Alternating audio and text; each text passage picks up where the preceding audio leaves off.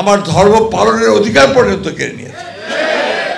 আমরা হচ্ছে একটা উদারপন্থী গণতান্ত্রিক দল। আমার একবার সৌভাগ্য হয়েছিল আপনার ইন্দোনেশিয়া যাওয়ার।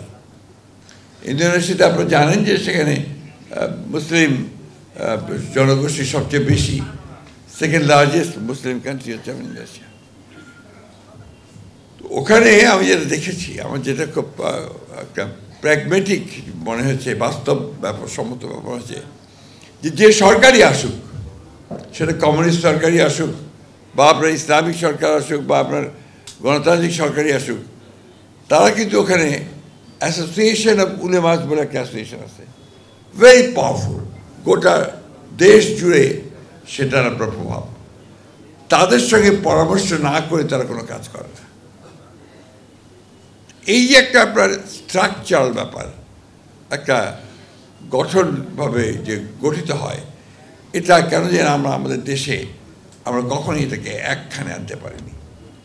আমাদের বিএনপি আপনারা জানেন, আমরা খুব ঘোষিত শহীদ প্রেসিডেন্ট জিয়া রহমানের তৈরি করা দল, এবং আমাদের দলের মূল বিষয়টা হচ্ছে একটা লিবারেল ডেমোক্রেটিক পার্টি। আমরা হচ্ছে একটা উদারপন্থী গণতান্ত্রিক দল।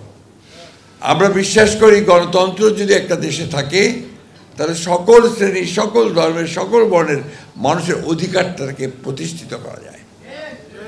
আর যদি সেটা না থাকে তাহলে কারোরই অধিকার প্রতিষ্ঠিত করা যায় না। হার্টের যত্নে বিশ্বসেরা ক্যানোলা তেল এখন বাংলাদেশে। আমরা 15-16 বছর ধরে দেখেছি যে ফ্যাসিস্ট হাসিনা কি করে এইভাবে প্রতিটি মানুষের অধিকারকে কেড়ে নিয়েছে, ভোটের অধিকার কেড়ে নিয়েছে, আমার ধর্ম পালনের অধিকার পর্যন্ত কেড়ে নিয়েছে। আপনাদের নিশ্চয়ই সকলের মনে থাকবে, খুতবা কি হবে তাও কাগজে লিখে পাঠাতো, ঠিক না?